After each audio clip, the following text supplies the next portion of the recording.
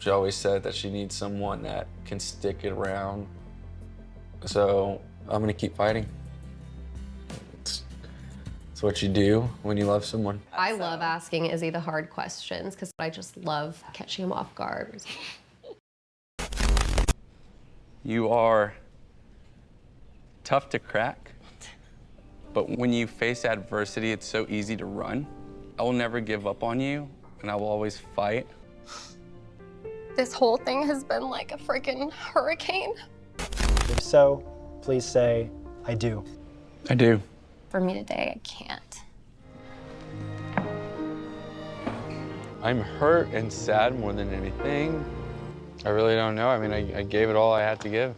If you drank every time Izzy and Stacy talked about fighting for their love, you'd be in an alcohol-induced coma. Because these two seem to be under the impression that the harder you fight for love, the harder you push, the more real the love is. And by the way, Stacy and Izzy are not the only ones in the world who romanticize hardship and struggle and tragedy, because it's everywhere. It's in the air we breathe, it's in the pop culture. I was at the gym and I saw Titanic pop up on the TV, and that's what I picture love being. Never let go. I will never let go, Jack. And judging by the fact that Izzy and Stacy's love sank just like the Titanic, maybe this is a lesson that real love requires more ease. And sure, we can all have needs and things we're missing in our lives, but instead of focusing on the lack, focus on the positive things that the love will bring into your life. As opposed to thinking about how horrible it would be without your partner, think of how great it would be with your partner in your life. So you can honor the needs and the things you lack, but the way you speak about them and the way you frame them is very important. Take Lydia and Milton, for example. I love how compassionate Lydia is. I love how much empathy she has. I think Lydia's kind of the exact woman I need. He's peace, he is protection. It's everything I ever wanted and more. I've fallen in love with you because you listened. You challenged me in my thinking. You always inspired me to be more. Lydia, do you take Milton to be your husband? Yes, I do. And Milton? I do. It's clear that they have needs, but what they're focusing on is what the other person is teaching them, how they're growing because of the other person. And who knows if they stay together, we'll find out tomorrow at the reunion. But as far as everything that we've seen, these two are focusing on the right thing, what this person will bring. And you can see it in the joy that's emanating from them, as opposed to focusing on the potential loss of the partnership and the fear that comes with that loss, which clouds Izzy and Stacy's thinking. I'm still feeling a bit hurt about the situation, also not knowing where she's at. Like, I love her and I'm gonna keep fighting. Like, It reassures me that he does care, that he can fight. So in this week's video, we're gonna compare the two couples. The first couple is propelled by the need to grow and learn from each other, while the other is propelled by the need to prove a point to everyone and themselves. Like for Stacy and Izzy, it's all about like this relationship cannot fail. We have to go against all the odds. Johnny basically, proving Johnny wrong. And I think this stems from parenting and what you grow up with, which we're gonna get into in the video. And we're also gonna compare the styles of arguing and disagreement between the couples. One disagrees in a productive way, to grow, to learn from each other and push each other's buttons, but in a positive way. And the other one is obsessed with the idea that love is about overcoming conflict, which is true. I mean, life, not just love, involves a lot of challenges and things we have to overcome.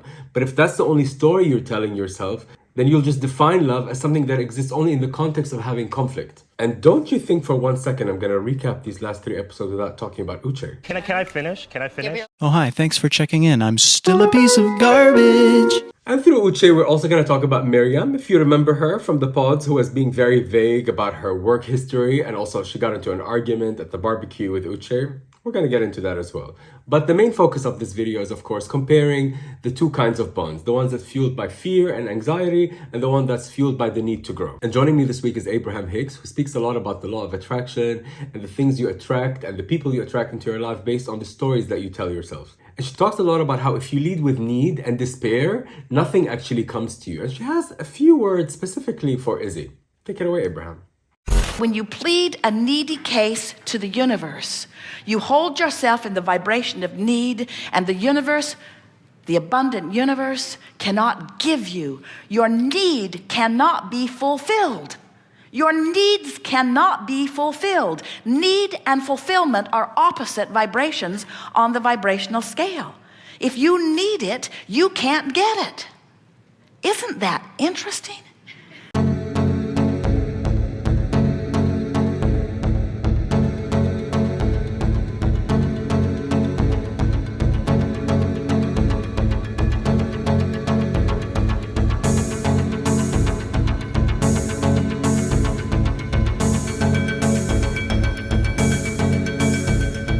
Hey y'all, it's In Denial, your favorite drag therapist. As you can tell, I'm nursing a cold and I'm also in my brown wig, so it's here to stay. Well, I don't know if it's here to stay, but when I took a vote a couple of weeks ago, half of the people actually said they liked the brown wig, and this one is easier to put on because the other one involves a lot of trickery with the glue and the whole thing, and I can't. Not today, Satan. And before we get into this week's video, I want to mention a couple of things. First, my 6-month residency at CC Amstel, which is a theater here in Amsterdam, with my show All About Me and My Mother. I'm gonna play it 6 times, and every time I'm gonna play the 1-hour show, which combines stand-up with lip syncing, but every time I'm gonna be followed with a guest artist who interprets the theme of motherhood through their art form. It's gonna be amazing.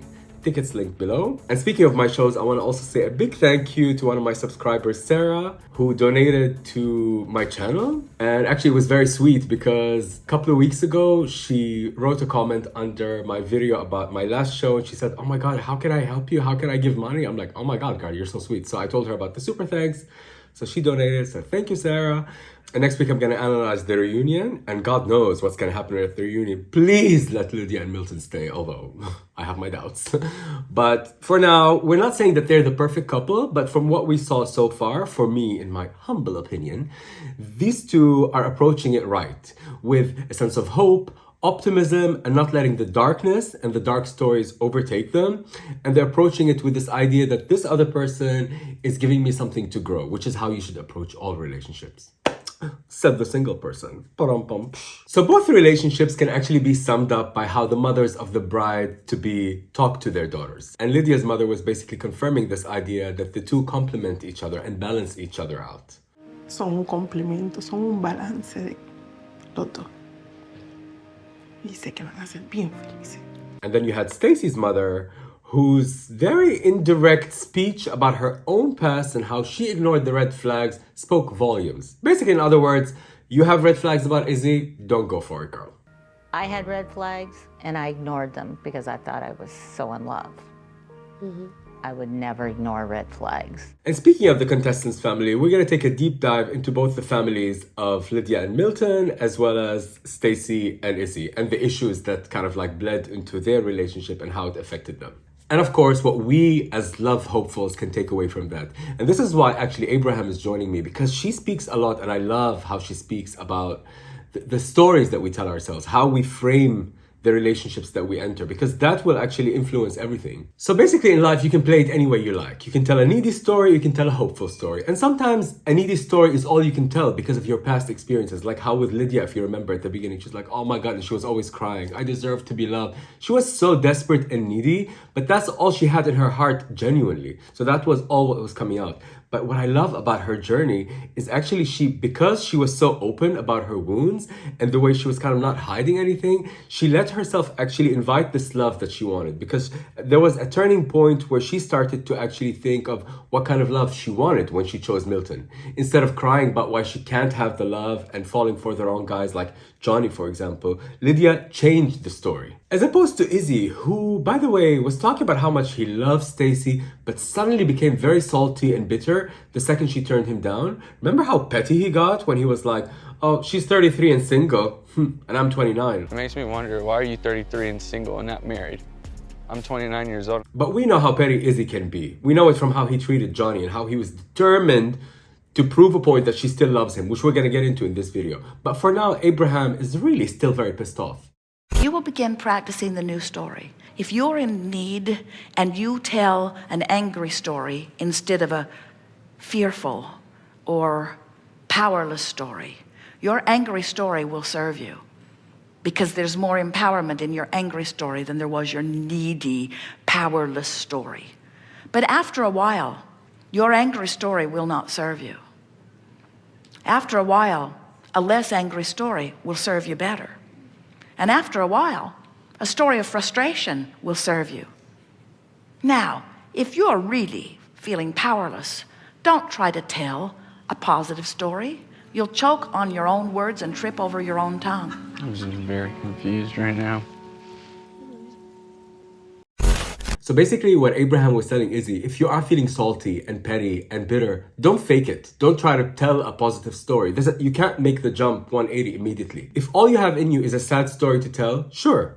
Tell yourself the sad story, cry about it, and slowly with baby steps, and by baby steps, the first one is awareness about what you're doing. Kind of like Lydia's journey on the show. If you notice at the Rock Museum at that final dinner with Milton, when she got worked up, when she got triggered by what Milton was telling her about how emotional she was about Uche, she got really worked up, she left the table, she took a beat, and collected herself and came back. In other words, you're getting out of your head. By letting yourself feel the feelings, you get out of your head, and then you can actually reprogram your thinking because you're starting to notice that, oh my God, there is something positive and hopeful right in front of me.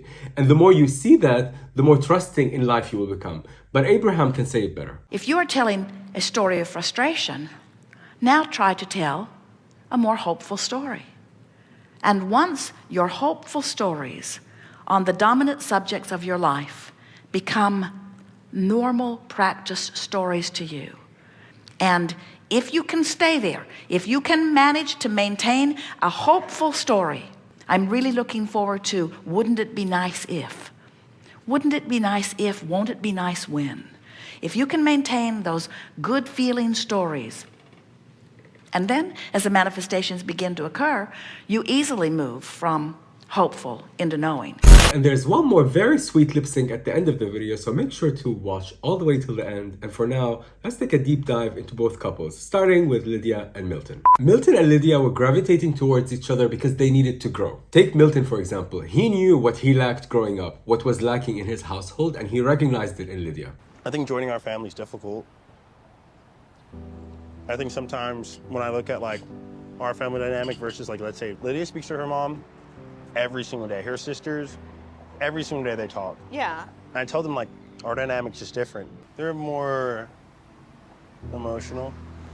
I definitely do like people that are really compassionate, very like expressive of their feelings. So having someone that is more vulnerable really helps me grow. As for Lydia, she recognized the calming effect Milton had on her. And I think that last fight with Uche was kind of like the straw that broke the camel's back. Like she knew she can't have any more of that. And she made a conscious choice to be with Milton. And for me, the best example of that is that moment when Milton was calming her down after the fight with Uche. My God, it's so beautiful how he was reminding her of her worth and how good she is.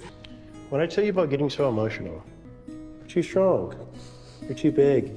Look at you, you're a fucking grown-ass woman, you're a badass. Fuck everybody else. Who cares? We'll make it through. Oh my God.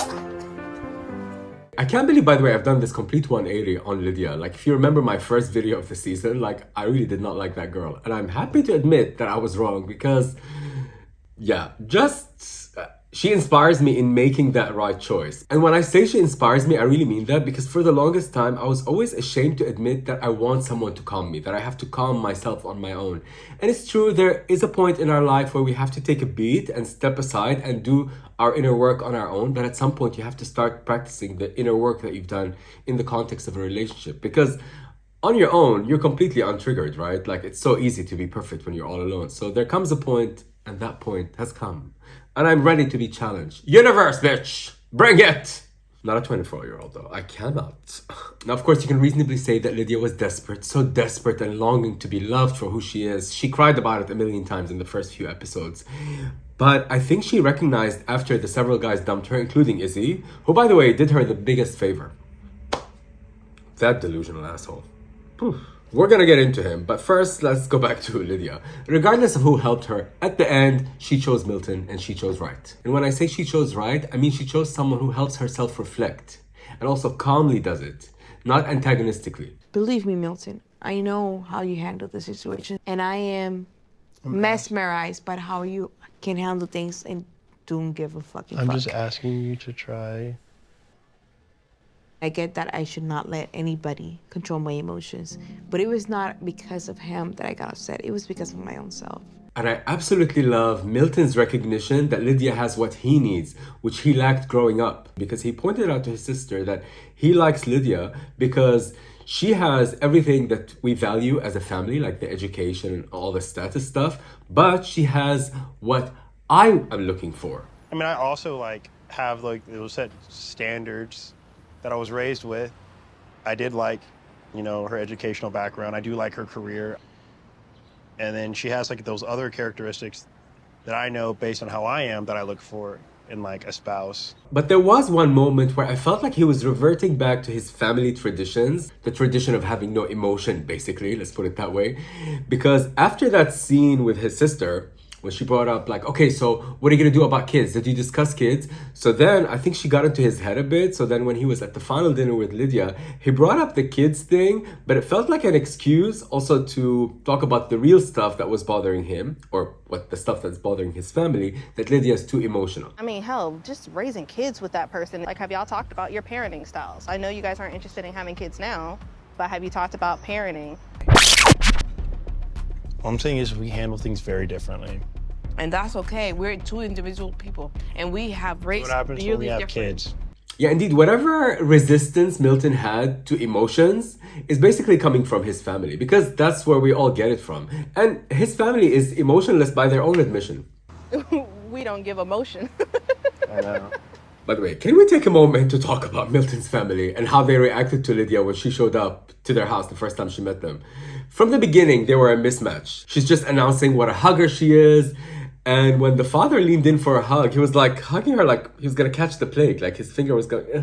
How you doing? Lydia, nice to meet you. I'm a hugger too, so don't mind that. Okay. Okay. Or when his mom was asking her about the accent. Do I detect an accent? Yeah, I'm Puerto Rican.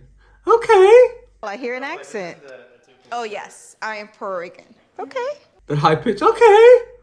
You're really okay with it. Okay. And also, it was very funny how when his mom was bonding with Lydia over them both being chemists or scientists or whatever the STEM, I don't know what STEM means, but apparently that's a scientific thing. So she's like, you're also from the STEM community. It's like, uh-huh. I started my career as a geologist back in 2019. Well, good for you. I'm always eager to see women in the STEM community. Basically, the whole family, especially the women, his mom and sister, were not having Lydia. There was one moment where they were talking to her, or should I say interrogating her. Just watch their expressions as they were listening to her. And speaking about this inability of Milton's family to access their emotions, there was one moment where Milton's mom was talking about how she raised him, and when suddenly he got too tall or too big, and he was leaning on her, and she's like, I can't. And this really made me think of the time in the pods when he was talking about how when he was in so much pain at the hospital, when he broke his spine or back, he woke up and couldn't even walk and didn't want to cry in front of his parents. That tells you a lot, girl. And I used to always tell him, you're too tall to be leaning on me all the time. I just remember waking up in the hospital bed. I just remember not being able to move. I didn't want to cry in front of my parents. Also, another very interesting moment where Milton's mom was talking about how Milton at some point became, too big to lean on her. And his sister was listening to the mom talking, and almost with a smile on her face, you can bet your ass that she's going to treat her baby the same way when he grows up. You're too tall to be leaning on me all the time. Because Jessica, Milton's sister, like all of us, we just repeat our parents' ideas and values like the Bible until we reach a point where we start to question them. But this stuff is stuff we absorb. I always say marriage is like a business. As with any business deal, you should look and see what are the pros and cons.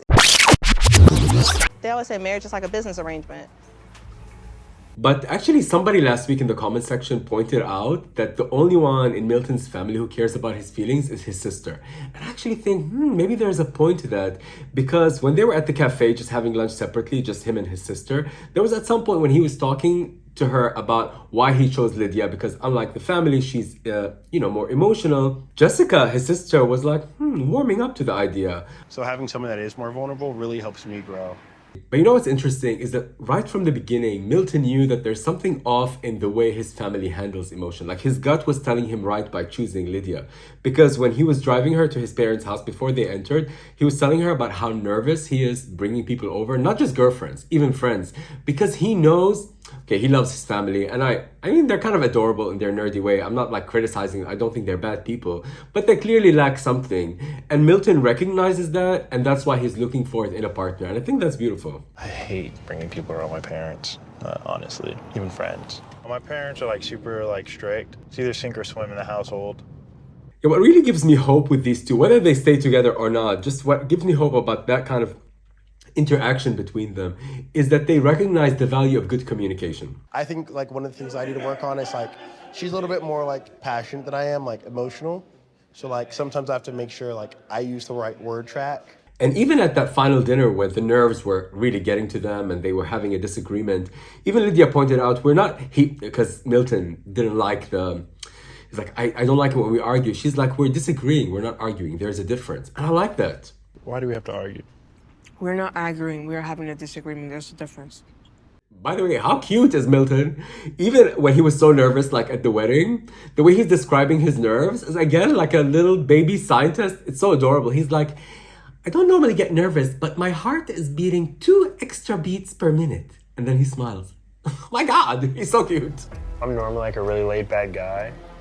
I will admit though, I do feel my heart beating 2 beats a minute faster. Now, it's impossible to talk about Milton and Lydia without talking about Uche. Yeah, picking up where we last saw him at the barbecue where he was pushing Lydia's buttons and then she walked off and she was like, basically, I've had it. He moved on to try to convince Milton to leave Lydia. I think if Milton says yes at the altar, that would be one of the biggest mistakes that he's ever made.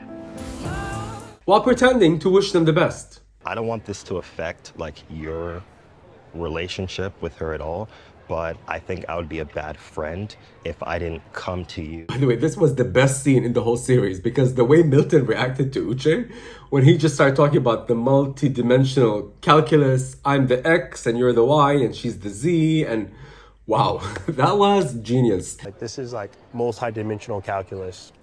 You're in an X direction, she's in a Y direction, and I'm the Z direction. It's all perception. Yeah. And Uche, realizing that this was not something he was expecting out of Milton, he starts questioning his communication with Lydia. To which Milton's like, no, our communication is excellent. How have y'all's communication been generally?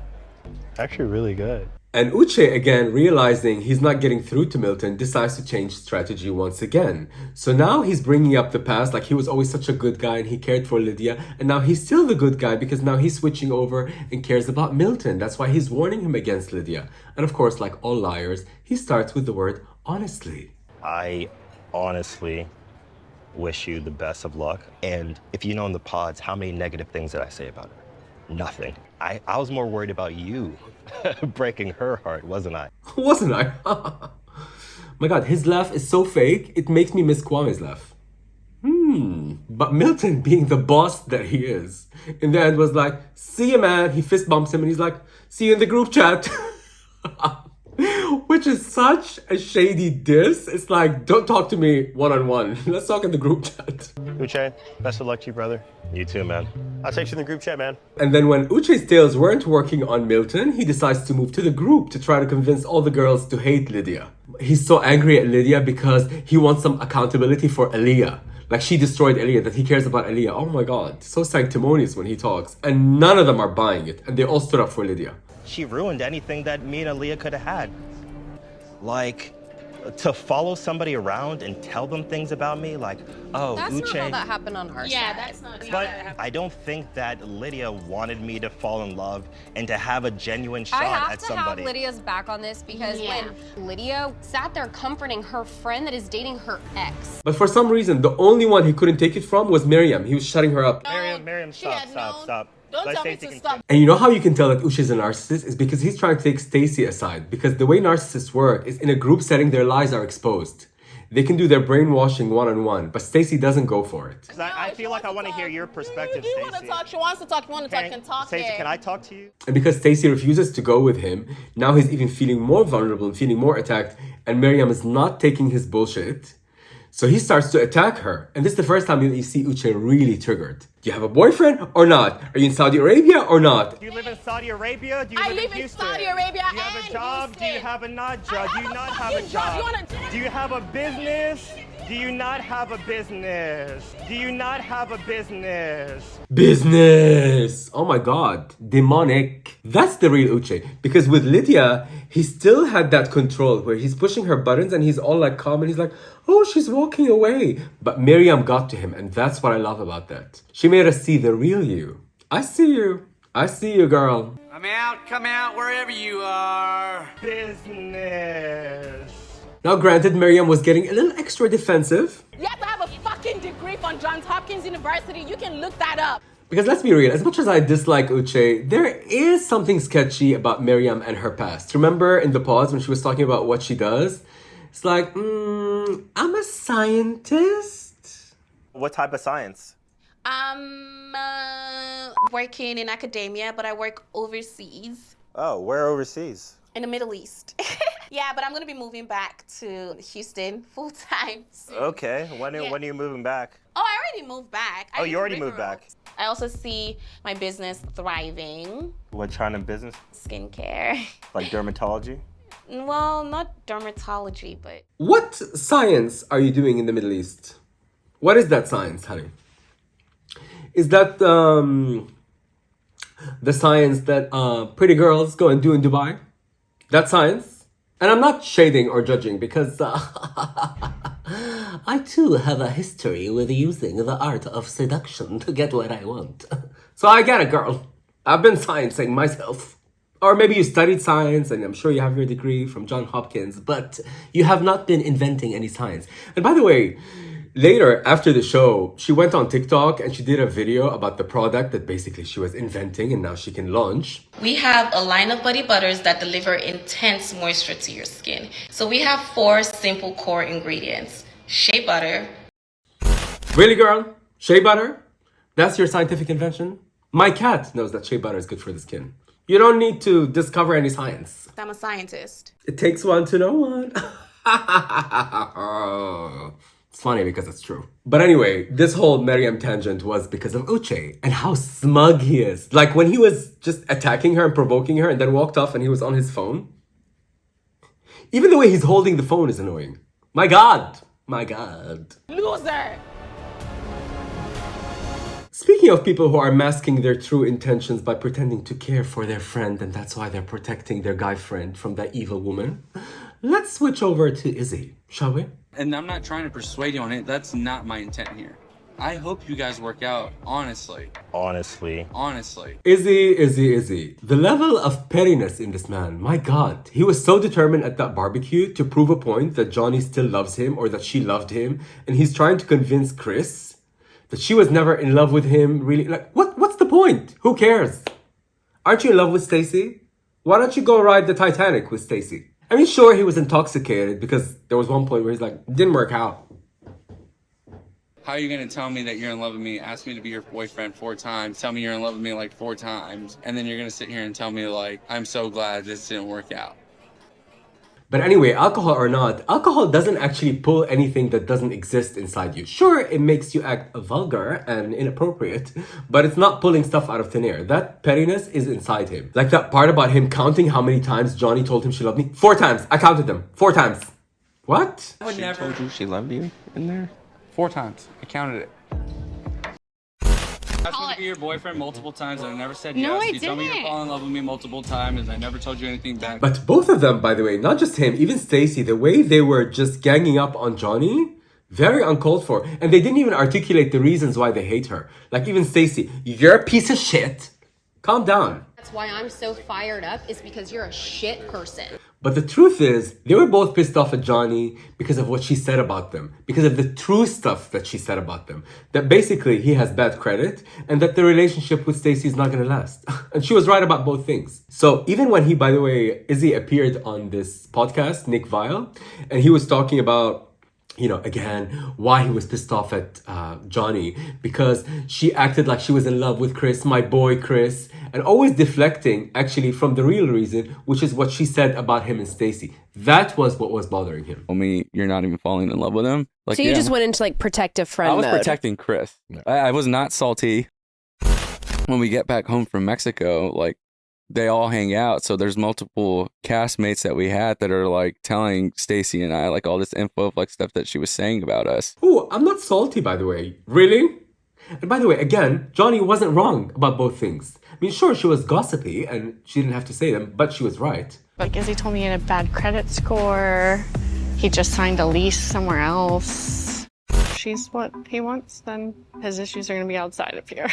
Yeah, so that's why they were pissed off at her. They're trying to prove her wrong. They're constantly trying to prove a point. Their whole bond is about proving everyone wrong or proving themselves wrong or I don't know what the hell, but it's like it's a fight. So yeah, that's why I called their bond like anxiety fueled. So let's dissect it. Let's get into this couple. Yeah, it's very clear that what bonds them is the fear of losing each other. And again, it was evident from that comment he made about the Titanic, that the Titanic is the love story that he idolizes and wants to have. I didn't know whether to actually laugh or cry at that. First of all, Titanic is a movie, babe. Wake up, have a double espresso, and wake up. Because, no, that's not real life. And also, if you are gonna model your life around a fantasy, shouldn't it be a good one?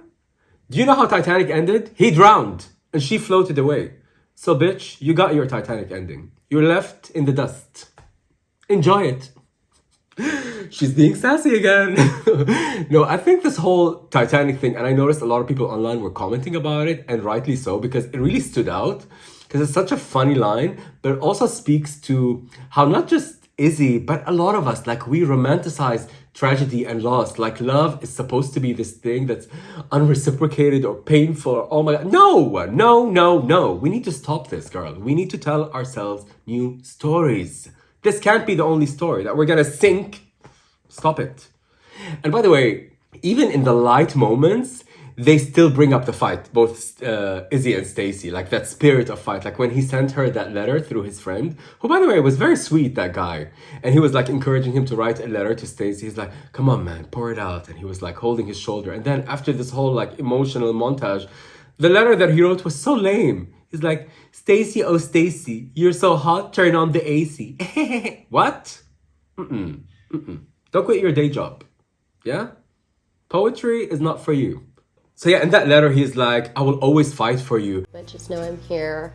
Always will be that loving, calming, reassuring man who will fight every day for you. This couple loves fighting so much that even at some point after that argument with Johnny, when they came back to the apartment, he was telling her that he was turned on by her fighting with Johnny. Like, you railing into her, that turned me on. Even Stacy was like, hold on a minute. The fuck? I love fighting, but this is a lot. I saw you railing into her ass, and I got so turned on. I appreciate our relationship so much. But even for Stacy, earlier in the season, when she introduced Izzy to her family the first time she took him to the house, and she was telling them why she fell in love with him. The reason I've never really committed is because I haven't found someone that I feel that from, that fire, that fighter. And in that moment, again, to bring it back to family, the whole thing stems from her watching her parents' marriage fail, which clearly is a big trauma point for her and her sisters. When I say shit goes rough, like I know what it looks like because I've seen something collapse. I know. Sorry, that's emotional for us. Similarly, the reason Izzy's holding on to the relationship is also because he had no example of a united family growing up. First of all, he didn't know his biological dad, and then his stepdad left the picture. I didn't have the best example growing up as far as like, you know, my father with my mom. So I was like, you know what, I'm breaking the chain. So it makes sense why they would both be obsessed with fighting till the bitter end. Like, this needs to work because of what they watched growing up. Also, speaking of Izzy's family, did you notice the part where his mom first met Stacy before Stacy arrived, when she was telling her son, when she was telling Izzy that basically marriage is till death do us part? Marriage is hasta que la muerte los separe.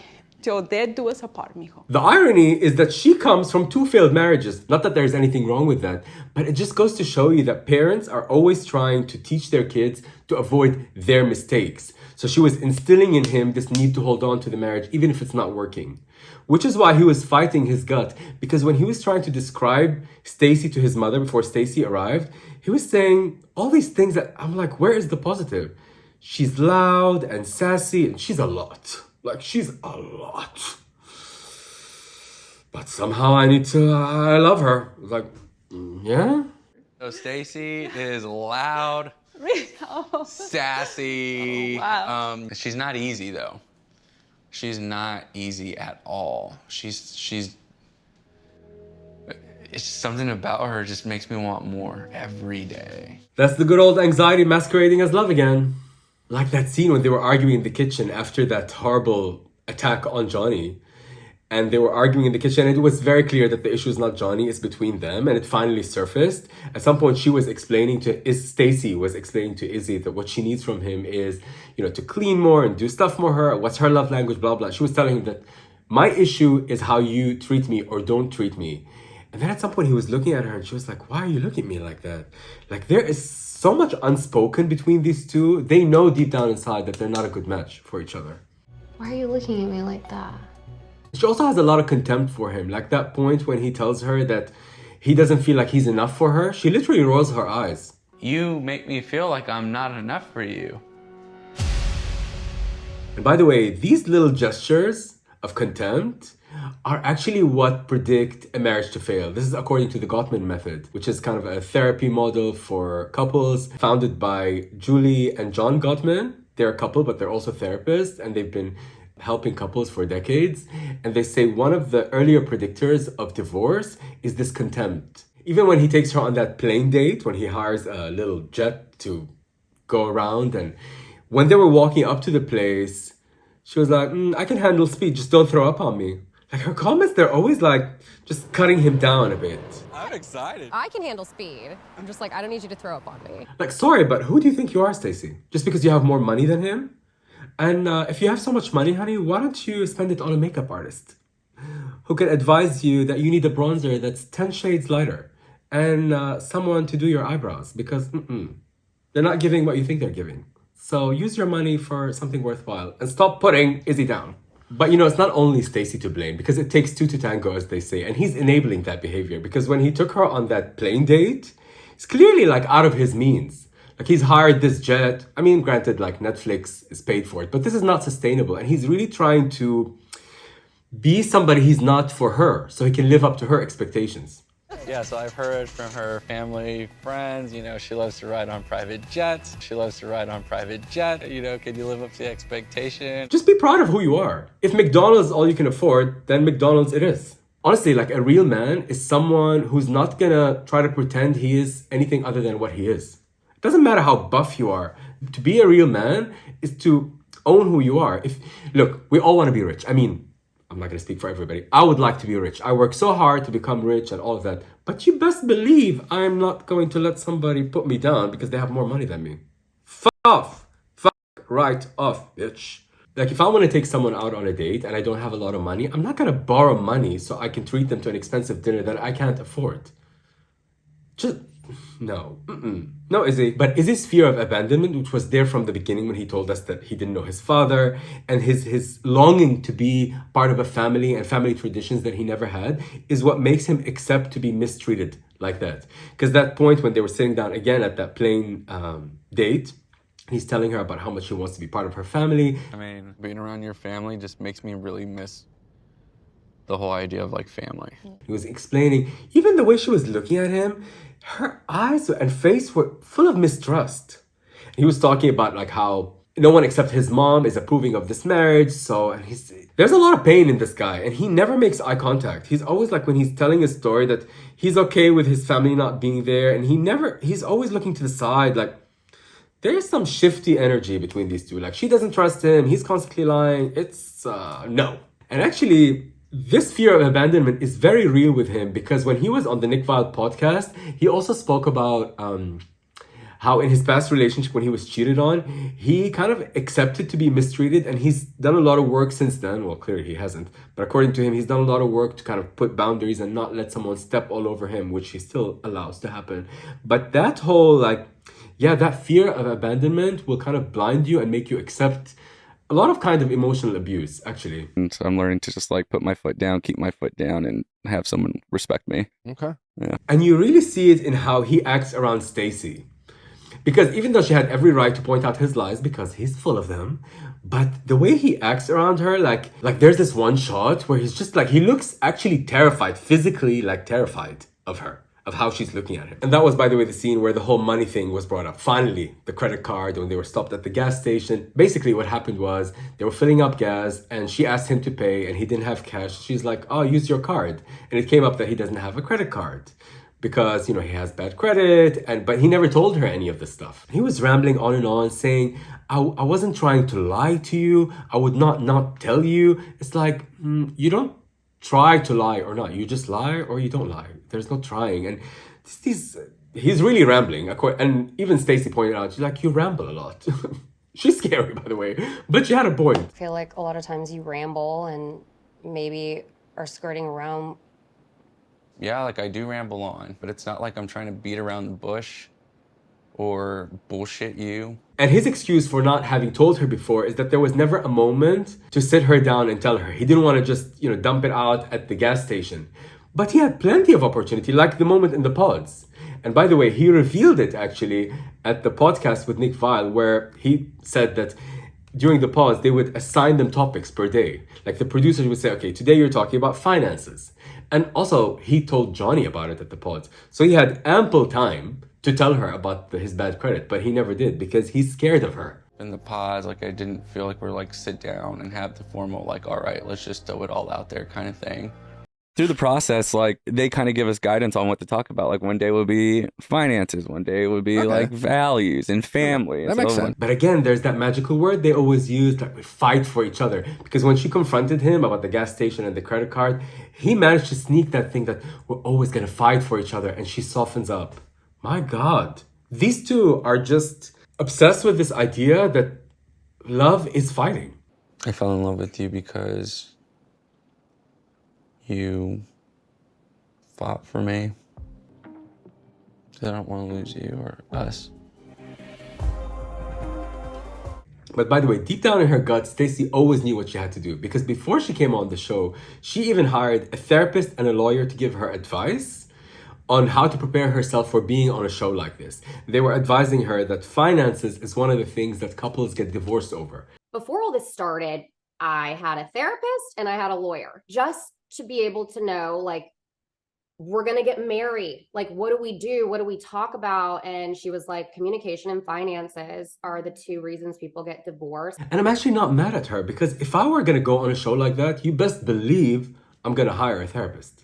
By the way, I really want to go on a reality show. I would never go on something as exposing as Love is Blind. I love that these people do it, but I would definitely want to go on some show that would kind of take my brand to the next level, if you will. And I don't know, I'm thinking of a show like The Circle maybe, or maybe a drag show. I don't know, we'll see. But back to Stacy and Izzy, I think what really kept them together, the only thing that kept them together, at least from Stacy's point of view, is the sexual connection between them. Because from the very beginning, if you remember earlier in the episodes, when they were first in Mexico, and her favorite thing, she said the D. And when they were at that golf course, she's like, oh, daddy, spin me around and throw me around. And even in these latest episodes, He's so exotic. He's so hot. Yes. He's a big old chunk of meat. And speaking of this beefiness as a sign of masculinity, let's compare the two men. Yeah, Milton and Izzy. Izzy, on the outside, is all man, right? He's big, he's buff, he's actually very sexy. But if you actually look at his personality, he's a child. A scared child who's insecure, who's constantly looking for approval from the outside world. As opposed to Milton, who is so sure of himself. Sure, he's 24 and he has a lot of growing up to do, but he's grounded. And for me, that's what a man is. At least the man I want. Well, ideally, it would be a man who looks like Izzy and has Milton's personality. Which is why she's single, yes. I'm fine. All right, you guys, thank you for watching. If you've made it this far, thank you. Please comment, like, and subscribe. And please come watch my show in Amsterdam. I'm going to play it November, December, well, all the way through April, once a month. Tickets linked below. And I'd like to leave you with my favorite line from this season, a line from Lydia, followed by that sweet lip sync moment that I promised. All those heartbreaks, all those lonely nights, all of those doubts. Oh my God, am I enough? What am I doing wrong? I was selecting people that didn't have room for me. When you believe something, oh, the universe will show it to you again and again. But how can you believe something you doubt? You have to work your way into closer and closer and closer belief. And when you get into the range of belief, the universe will give you the evidence to take you all the way in. You got to let go of the idea that you are a documentarian here describing the history of where you live. Many, in their quest for truth, in their quest for knowing what's really going on, they have demanded from you that you tell it like it is. Tell me where you've been, what you've been doing. Tell me where you are. And we say, don't do it. Don't do it. It will root you to the spot. Tell it like you want it to be. Tell it as it is becoming.